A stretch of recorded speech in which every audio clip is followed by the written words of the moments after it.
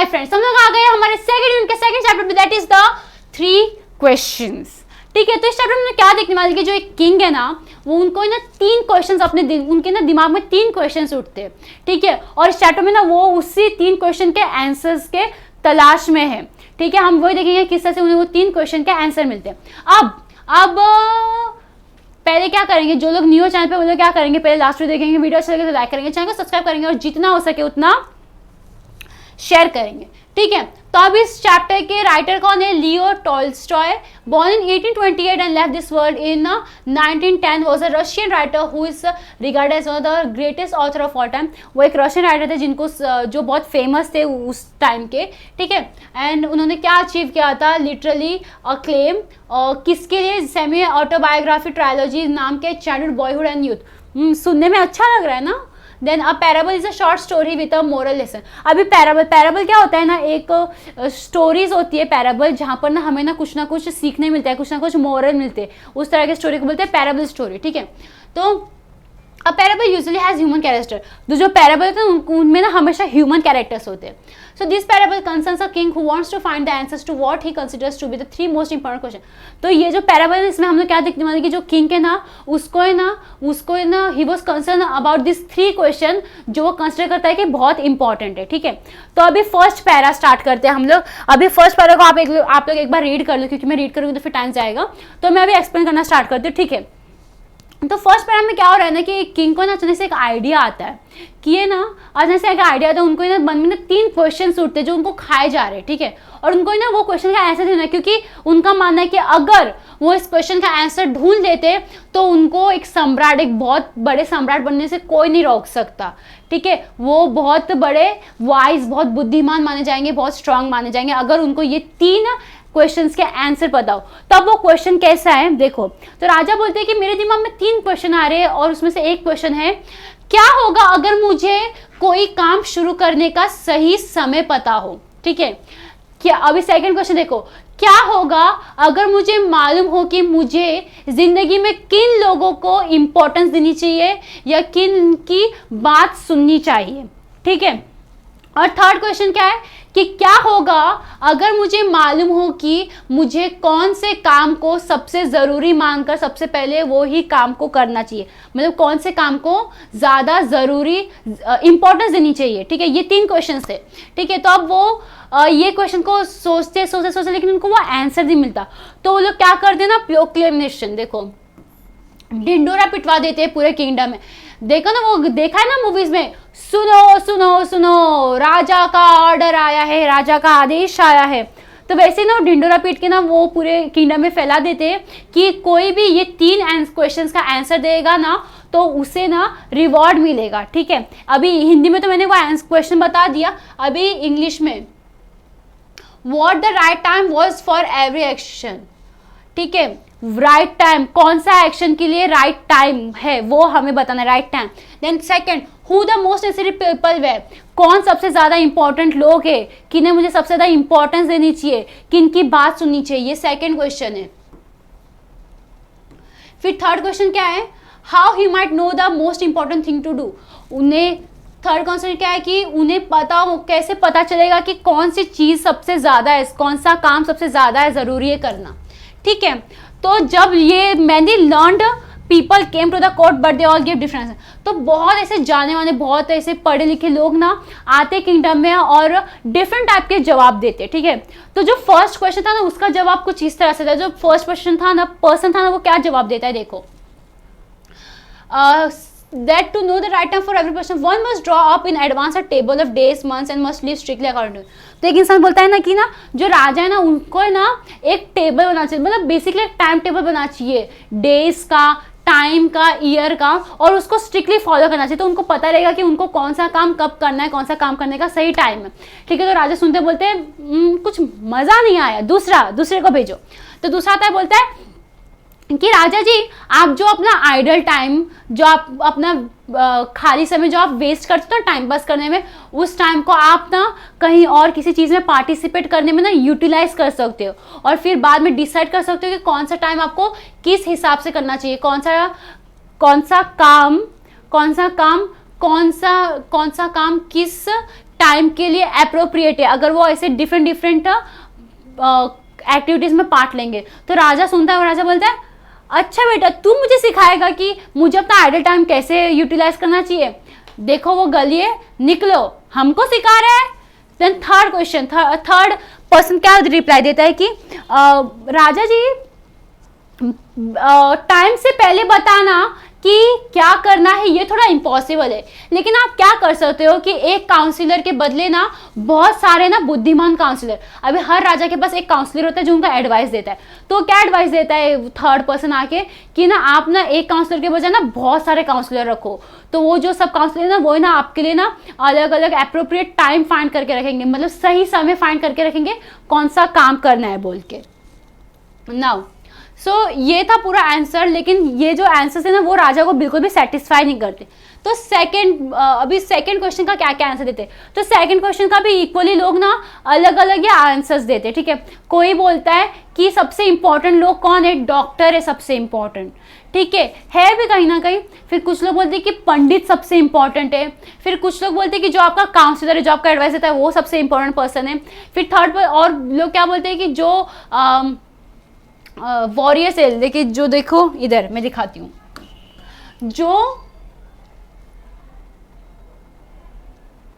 ये तो third question पे आ गए हम लोग, इधर है वॉरियर्स। यस मैंने बराबर ही बताया, खाली फिर मैं कंफ्यूज हो गई। सो वॉरियर्स मतलब जो युद्ध करते हैं भूमि में, युद्ध भूमि में जो सोल्जर्स होते हैं वो आपके लिए सबसे इंपॉर्टेंट है। ये सेकंड क्वेश्चन का आंसर देते हैं। अब थर्ड क्वेश्चन का लोग क्या क्या आंसर देते हैं कि राजा जी आपके लिए सबसे इंपॉर्टेंट काम कौन सा होना चाहिए पता है कि साइंस, हाँ आपके सबसे इंपॉर्टेंट काम ना विज्ञान होना चाहिए, क्योंकि विज्ञान कैसे, विज्ञान न्यू टेक्नोलॉजी लाता है। तो राजा बोलते हैं हाँ ठीक है, थोड़ा इस पे सोच विचार करूंगा। फिर एक पर्सन आया और बोला कि ये ना राजा जी आपके सबसे इंपॉर्टेंट काम क्या होना चाहिए पता है, आपके वॉर स्किल्स को है ना इंप्रूव करने का, अपने वॉर स्किल को कुशल बनाने का। ठीक है, क्योंकि राजा को ऑफकोर्स वॉर करनी पड़ती है, लड़ाई करनी पड़ती है, इसलिए वो उनके लिए सबसे इंपॉर्टेंट काम होना चाहिए। फिर थर्ड पर्सन आके बोलता है भगवान जी भगवान जी नहीं, राजा जी आपको है ना पूजा पाठ में ध्यान देना चाहिए। तो राजा ऐसा सिर पे बांटते बोलते अरे भाई इतनी सी तो उम्र है मेरी, अभी से थोड़ी मैं पूजा पाठ करूँ, क्योंकि कैसे ज़्यादातर ऐसे जो ओल्ड एज हो जाते, जो बूढ़े लोग हो जाते वो लोग ज़्यादा पूजा पाठ करते, भगवान के जाप वगैरह करते। कोई ऑफेंस नहीं है, हम लोग यंगस्टर्स भी करते, बस मैं ऐसा बता रही हूँ, it is just a disclaimer. Okay now तो the king was convinced by none of the answers and gave the reward to none. तो ये सब आंसर सुनने के बाद ना किंग ना किसी भी आंसर से ना सेटिस्फाइड नहीं थे। ओके तो उन्होंने किसी को भी रिवॉर्ड नहीं दिया। Okay now he decided instead to go to the hermit who was widely renowned for his vision. Hermit means sannyasi. ठीक है, hermit lived in a small hut in the forest which he never left. He spoke only to common folks. So the king put on simple clothes, approaching the hermit said, dismounted his horse and left his bodyguard behind. तो अभी उन्हें तो कोई answer दे नहीं पाया, तो finally king ने क्या डिसाइड किया कि मैं ना सन्यासी के पास जाता हूँ, एक सन्यासी के पास, एक हर्मिट के पास जाता हूँ, जो जिसे बोला जाता है कि वो बहुत समझदार है, बहुत वाइज है। ठीक है, लेकिन जो हर्मिट था ना वो ना सिर्फ कॉमन लोगों से ही बात करता था। तो राजा ने क्या किया, उन्होंने ना कॉमन जो कॉमन पीपल है ना उनके जैसा ड्रेसअप किया, फिर गए वो उसके हट की ओर निकल पड़े, क्योंकि जो हर्मिट था ना वो एक छोटे से हट में रहता था फॉरेस्ट के बीचों बीच। ठीक है, वो उनके हट की तरफ निकल पड़े। फिर थोड़ी देर में उन्होंने क्या किया, जो अपने गार्ड्स थे ना, जो अपने बॉडी गार्ड्स थे ना, उसको है ना थोड़ा हट से थोड़ा सा दूर पार्क करके फिर वो एज ए कॉमन पर्सन उस हर्मिट के पास गए, सन्यासी के पास गए। ठीक है, when the king arrived, the hermit was digging the ground in front of his hut. He greeted the king but went on digging. The hermit was frail and weak, and each time he struck the ground, he breathed. I have came to you, how can I learn to do? ठीक है, तो यहाँ पर क्या हुआ ना, जो राजा ना वो हर्मिट के पास पहुंच गए, तो उन्होंने देखा कि जो हर्मिट है ना वो है ना ग्राउंड में एक होल गड्ढा खोद रहा था। ठीक है, और वो है ना बहुत सुकड़ा सा, बहुत थिन सा, बहुत वीक दिख रहा था। ठीक है, और जब भी वो खोद रहा था ना तो वो एकदम थक जाते थे, जैसे सांस लेते थे, तो हर एक खड्डा खोदने पे ऐसे हैवी सांस ले रहा था। ठीक है, तो जो राजा है ना वो उधर देखता है, तो राजा से वो ग्रीट भी करता है, लेकिन फिर से खड्डा खोदने लग जाता है। तो राजा क्या बोलता है कि ठीक है चलो मैं आपकी हेल्प कर देता हूँ। ओके, तो राजा तो जो हर्मिट था वो क्या करता है, वो जो कुड़हल था खोदने वाला वो राजा को दे देता है ना। to him and said, I have to come to your visit. How can I learn to do the right thing at the right time? Who are the people I most need, to whom should I therefore pay more attention, and what affairs are the most important need? हाँ, तो यहाँ पर क्या हो गया कि जो king है ना वो देखे हर्मिट को, सन्यासी को देखे, उसके पास पहुँच गए और उसको अपने 3 क्वेश्चंस के बारे में बताने लगे। लेकिन जो हर्मिट है ना उसने किंग की तरफ देखा एंड उन्होंने कुछ भी नहीं बोला, शांत बैठ गए। मतलब वो शांत बैठे, मतलब खड्डा खोद रहे थे लेकिन उन्होंने कुछ भी नहीं बोला। So the hermit listen to the king but said nothing, he just pat on his hand and resumed digging. And the king watched in silence for a while. Then, feeling sorry for the hermit, he said, You are tired, let me take the spade and work a while for you. The hermit silently handed over the spade and sat down on the ground. When he had dug 2 beds, the king stopped and repeated his question. ठीक है, तो जो hermit था ना उसने सुना बात को लेकिन कुछ नहीं बोला। उसने किंग की तरफ थोड़ी देर देखा, फिर उसने अपने हाथ में थूका, ऐसे किया और फिर से वो खड्डा खोदने लगा।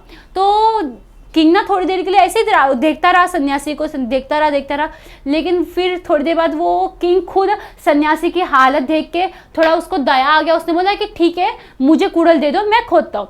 तो जो हर्मिट था, जो सन्यासी था, वो राजा को कुड़ल देता है, राजा खोदना स्टार्ट कर देता है। ठीक है, खोदते खोदते जब वो 2 बेड्स खोद देता है तो फिर से अपना क्वेश्चन रिपीट करता है सन्यासी को, फिर से वो 3 क्वेश्चंस बताता है। अभी देखते हैं आंसर आता है कि नहीं।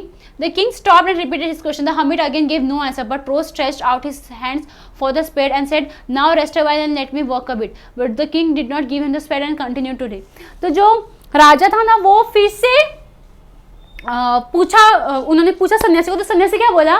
सन्यासी ने कुछ भी नहीं बोला। इंस्टेड उसने क्या किया, अपना हाथ आगे बढ़ा, बोला अभी मुझे कुड़ाई दे दो, मैं खोद देता हूँ। तो किंग बोलता है कि नहीं कोई ज़रूरत नहीं है, मैं खोद लूँगा, आप रेस्ट करो। हर सन्यासी बोलता है कि तुम थक गए, रेस्ट करो, लेकिन किंग मना कर देता है। किंग बोलता है नहीं मैं ही खोद लूँगा। ठीक है, so one hour past and other, the sun began to sink behind the trees and the king at last struck the spade into the ground and said. तो ऐसे ही घंटे बीतते गए। जो सन है ना, जो ट्री के पीछे से जो सन आया था ना, अब वो ढल गया। अभी कैसे इवनिंग हो गई है, शाम हो गई है।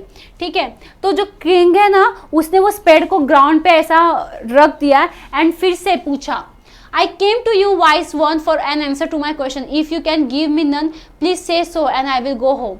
Here comes someone running, and said the hermit, Let us see who it is. The king का तो क्या हो गया ना, जो हमारा जो किंग था ना, उनको क्या हो गया कि वो फिर से क्वेश्चन पूछते, लेकिन वो ऐसे नहीं थे। तो वो क्या बोलते सन्यासी को कि अगर आपको मेरे सवाल का जवाब नहीं देना है तो आप मुझे बोल दो, क्योंकि अगर आपको जवाब नहीं देना तो मैं यहाँ से चला जाऊँगा। ठीक है, तो उसी टाइम पे ना पीछे से ना एक इंसान ना भागते हुए आता है। तो हर्मिट बोलता है कि वहाँ पर एक इंसान आ रहा है, पहले उससे बात कर लेता है। तो किंग पीछे मुड़ता है। The king turned around and saw a bearded man come running out of the forest. The man held his hand pressed against his stomach. The man held his hand pressed against his neck and blood was coming from the wound. तो वो ना पीछे मुड़ते, जब king पीछे मुड़ते तो वो देखता है कि एक आदमी ना, एक दाढ़ी वाला आदमी ना फॉरेस्ट से भाग के आ रहा है और उसने ना अपना जो हाथ है ना वो है ना अपने पेट पे रखा होता, क्योंकि ना उसका जो पेट था ना वहाँ पर ना वुंड था, मतलब किसने उसको घायल कर दिया था और वहाँ से खून निकल रहा था। ठीक है, when he reached the king, he fainted and fell to the ground, moaning feebly. The king and the hermit unfastened the man's clothing. There was a large wound in his stomach. The king washed it as he could and bandaged it with his handkerchief and towel and the hermit had. But the blood would not stop flowing, and the king again and again removed the bandage soaked with warm blood and washed and rebandaged the wound. When at least the blood stopped flowing, the man revived and asked for something to drink. The king bought some fresh. तो ये para का पूरा meaning क्या है कि अभी देखो एक बियर्डेड पर्सन आ गया, ठीक है, और वो ना उसके जो हाथ है ना उसके वुंड के उधर था और वहाँ से खून निकल रहा था। तो जैसे वो आया ना किंग के उधर तो वो गिर गया, मतलब वो इतना वीक हो गया था, क्योंकि खून निकलेगा तो ऑफकोर्स कोई भी इंसान वीक हो जाएगा, तो वीक होकर वहाँ पर गिर गया। तो जो हर्मिट और किंग है ना उसने फटाक से उसके कपड़े निकाले और वो उसका जो वो कपड़े निकाले तो देखते कि उसके पेट में ना बहुत बड़ा वुंड होता है, बहुत बड़ा घाव होता है और वहीं से खून निकल रहा था। तो वो खून स्टॉप करने के लिए ना किंग क्या करता है, हैंडकरचीफ लेते हैं और ना उस पर लगाते, लेकिन वो खून बंद नहीं होता। तो बार बार ना खून को निचोड़ते, पानी में डालते, फिर वापस से लगाते, फिर जितनी बार खून आता है उसको निचोड़ के बार बार करके, और फाइनली जब खून स्टॉप हो जाता है तो वो पर्सन के थोड़े जान में जान आती है और वो किंग को क्या बोलता है कि उससे कुछ पीने के लिए चाहिए और किंग उसके लिए कुछ पीने के लिए लेके आता है। ठीक है, So meanwhile the sun had set and it had become so cool. The king with the hermit's help carried the wounded man into the hut. The man lay there quietly with his eyes closed. By now the king was so tired after his walk and the work he had done that he lay down himself and also fell asleep. When he woke up in the morning, it took his time to remember where he was and who was strange bearded man lying by the side and gazing intently at him. देखो अभी क्या हो गया कि meanwhile ना जब उसका घाव ठीक मतलब थोड़ा सा खून आना बंद हो गया, तो जो किंग और जो हर्मिट था, जो किंग और सन्यासी था ना, वो उन्होंने ना साथ में मिलके ना वो जो वुंडेड मैन था ना उसको हट के अंदर लेके गए और उसको बेड पे लेटा दिया। जैसे वो बेड पे लेटा उसने अपना आँख बंद कर दिया और वो सो गया। और जो किंग था वो भी बहुत टायर्ड हो गया था क्योंकि उसने इतना खोदा था, फिर वो इतना दूर से हॉर्स पे चल के नहीं हॉर्स पे राइड करके आया था, तो वो भी थक जाता है और वो भी वहीं पे सो जाता है। तो क्या होता है सेकंड डे ना सुबह सूरज ऊपर आ जाता है और वो उठ जाता है। तो जब वो उठ जाता है तो वो देखता है कि ये ना पहले तो वो कैसे राजा है, उन्हें हमेशा पैलेस में उठने की आदत है। तो वो जैसे सुबह उठते हैं तो पहले आजू बाजू का सीनरी देखे ना खुद को ऐसे अपने सेंस में लाता है कि मैं ये कहाँ पर हूँ और ये इंसान कहाँ है। फिर उसको याद आता है अच्छा हाँ हाँ हाँ ठीक है ठीक है ठीक है। तो फिर जब वो आंखें खोलता है तो वो देखता है कि ना जो बियर्डेड मैन है ना वो उसको ना बहुत कब से बहुत देर से एकदम गहराई से देख रहा है। ठीक है, forgive me said the bearded man in a week voice. ठीक है, इंटेंटली मीन्स वेरी अटेंटिवली और ईगरली। Forgive me, said the bearded man in a weak voice when he saw the king was awake and was looking at him. I do not know you and I have nothing to forgive you for, said the king.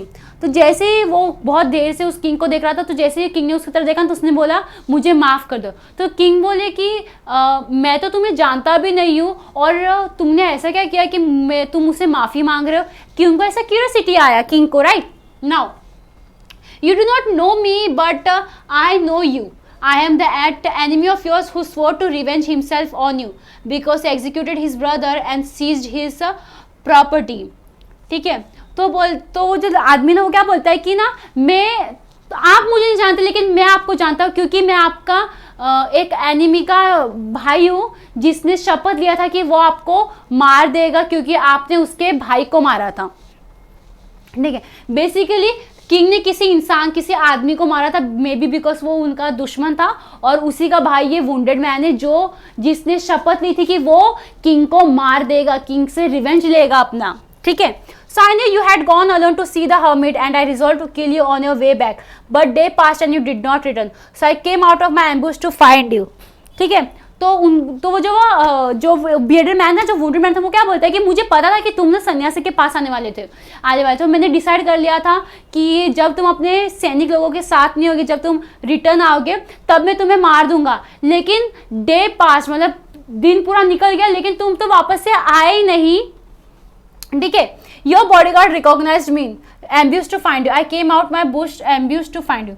Ambush means place of hiding before attack. तो एम्बिश means एक place जहाँ पर वो hide कर रहा था attack करने से पहले। तो जब वो किंग है ना पूरा दिन बीत गया वो बाहर आया नहीं, तो जो एनिमी है ना वो बाहर आया, जो वुंडेड मैन था ना वो बाहर आ गया अपने हाइडिंग स्पॉट से और उसी टाइम पे जो किंग का बॉडीगार्ड था ना उसने उसे देख लिया है ना, देख लिया और उसको पकड़ के उसके साथ फाइटिंग हुई, क्या हुई, और उसी बॉडीगार्ड ने ये जो एनिमी था इसको वुंड किया था, इसको मारा था।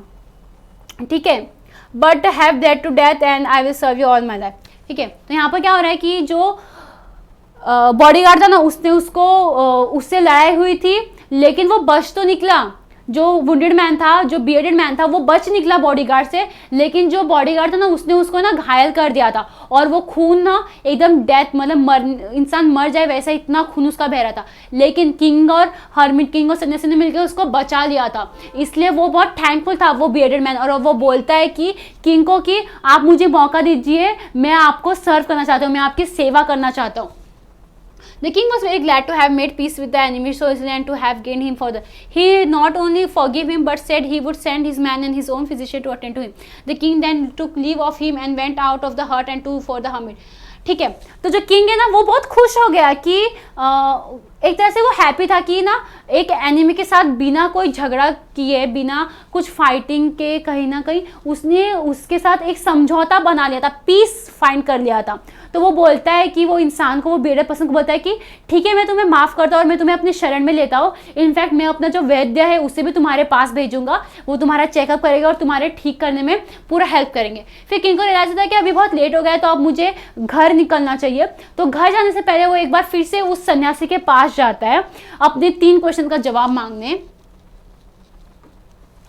Asked the hermit was outside on his knees showing seeds in the beds that has been dug the day before. तो जो हर्मिट था ना, जो सन्यासी, वो है ना जो सीड्स थे ना, देखो अब एक दिन पहले राजा देखो ना पूरा खोद रहा था।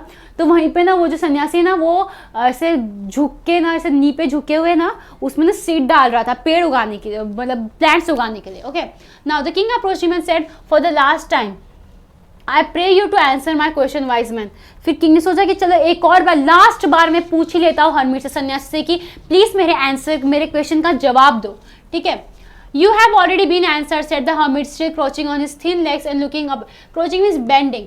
तो जो सन्यासी था ना वो है ना ऐसे बैठ के, मतलब वो झुक के अपने नीज को फोल्ड करते हुए वहाँ पर सीड्स डाला था। तो वो उसको ना सीड्स डालते हुए क्या बोलता है कि ना तुम्हें तुम्हारे क्वेश्चन का जवाब मिल चुका है। ठीक है, ऑलरेडी जवाब। तो किंग बोला आई ऐसे कैसे पॉसिबल, मेरे को तो कुछ जवाब दिया ही नहीं आपने। What do you mean asked the king. वही बोला किंग, आई ऐसे कैसे। Do you not see, replied the hermit. तो जो हर्मिट है उसने बोला कि क्या तुमने देखा नहीं। If you would not pitied my weakness yesterday and stayed to dig this beds for me, you would have gone back and been killed by that man. Hermit बोलता है, जो सन्यासी बोलता है, वो क्या बोलता है कि अगर कल तुम्हें मुझ पर दया नहीं आती और तुम ये बेड, ये जो बेड मतलब जो खोदने में लगे हुए थे, अगर वो तुम नहीं खोदते तो तुम अगर वापस नहीं खोते तुम वापस से चले जाते, और अगर वापस से चले जाते तो जो ये बियर्डेड मैन तुम्हें मारने आया था वो तुम्हें मार देता। Right now so the most important time was when you were digging the bed. तो वो कहते हैं कि तो तुम्हारे लिए सबसे इंपॉर्टेंट टाइम कौन सा था पता है, जब तुम खोद रहे थे। ठीक है, and I was the most important man. और सबसे इंपॉर्टेंट पर्सन कौन था उस टाइम पे, सन्यासी। The hermit was the most important person and to do me good was your most important business. और जो सन्यासी की मदद करना ही उसका सबसे जरूरी काम था। तो ये 3 क्वेश्चन के आंसर मिले कि नहीं। फर्स्ट क्वेश्चन मतलब सही टाइम, उसका सही टाइम कौन सा था, जब वो खोद रहा था। फिर जो दूसरा क्वेश्चन क्या था कि इंपॉर्टेंट पर्सन कौन है, तो इंपॉर्टेंट पर्सन कौन था, सन्यासी। और थर्ड क्वेश्चन क्या था कि कौन सा सबसे जरूरी काम है, तो यहाँ पर सबसे जरूरी काम क्या था कि सन्यासी की मदद करना। अभी और उसके बाद afterwards the most important time was when you were attending to that man. उसके बाद सबसे इंपॉर्टेंट टाइम कौन सा था, जब तुम उस आदमी की मदद कर रहे थे। और दूसरा क्वेश्चन क्या था, और इंपॉर्टेंट पर्सन कौन सा था, वो बियर्डेड मैन, वो वुंडेड मैन था। दूसरा क्वेश्चन का आंसर इंपॉर्टेंट पर्सन। और थर्ड क्या था, he would have died without his okay For if you have not done his bond, he would have died without having made peace with you. तो अगर तुम उसकी हेल्प नहीं करते तो उनका सबसे ज़रूरी काम क्या था, किंग का थर्ड वाला क्वेश्चन, कि उसे उस वोंडेड मैन की हेल्प करनी थी। ये उसका ज़रूरी काम था, क्योंकि अगर वो उसकी हेल्प नहीं करता तो वो इंसान मर जाता और वो कभी सुलह नहीं कर पाता, कभी समझौता नहीं कर पाता अपने एनिमी के साथ। तो वो सबसे इम्पॉर्टेंट काम था। ठीक है, तो हम इससे क्या सीख मिली कि so he was the most important man and what you did for him was the your most important business. Remember then there is only one time that is important now. तो उन्होंने क्या बोला कि हमेशा याद रखो जो अभी है ना वही सबसे इम्पॉर्टेंट टाइम है। जो अभी, जैसे अभी मैं आपको पढ़ा रही हूँ, आप वहाँ पर वीडियो देख रहे हैं, तो जो अभी का टाइम है ना वो सबसे इम्पॉर्टेंट टाइम है। मैं पढ़ा रही हूँ इसलिए मैं एक इम्पॉर्टेंट पर्सन हूँ, और आप पढ़ाई कर रहे हो, आपका पढ़ना ये आपका सब अभी के लिए एक सबसे इम्पॉर्टेंट काम है।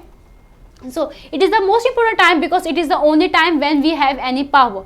जो अभी का टाइम है, जो प्रेजेंट है ना, वही सबसे इम्पॉर्टेंट टाइम होता है, क्योंकि इसी टाइम में हमारे पास सबसे ज़्यादा पावर होता है। The most necessary person is the one with whom you are. और जो सबसे ज़्यादा इंपॉर्टेंट पर्सन कौन होता है, जिसके साथ तुम हो वही तुम्हारे लिए सबसे इंपॉर्टेंट पर्सन होना चाहिए। Then and the most important thing is to do this person good, because for that purpose alone were you sent into this life. और जो सबसे इम्पॉर्टेंट काम क्या है कि जिस पर्सन के साथ तुम हो ना, उसके लिए कुछ अच्छा करना सबसे इम्पॉर्टेंट काम है, इसलिए तुम्हें इस धरती पे, इस जिंदगी में भेजा गया। तो मतलब हमने क्या सीखा कि हमारा जो प्रेजेंट टाइम है ना, वही सबसे इम्पॉर्टेंट टाइम है। फिर जिसके साथ हम है, जिसके साथ हम प्रेजेंट टाइम पे है, वो हमारे लिए मोस्ट इंपॉर्टेंट पर्सन है, और जिस इंसान के साथ है हम उसके लिए अच्छा करना हमारा सबसे इम्पॉर्टेंट काम है। तो यही था पूरा चैप्टर। मतलब यहाँ पर हमें सीख मिली कि हमें ज़्यादा आगे का नहीं सोचना, हमें प्रेजेंट में जीना चाहिए, जो हमारे साथ है उसके साथ खुल के जीना चाहिए, उसके लिए कुछ अच्छा करना चाहिए। So this was the chapter. I hope आपको समझा होगा, नहीं समझा तो आप कमेंट सेक्शन में डाल सकते हो, जो भी आपको नहीं समझा हम फिर से एक्सप्लेन कर देंगे। So I hope you like the video. अगर वीडियो अच्छा लगे तो लाइक करना, चैनल को सब्सक्राइब करना, और जितना हो सके उतना शेयर करना। Thank you everyone.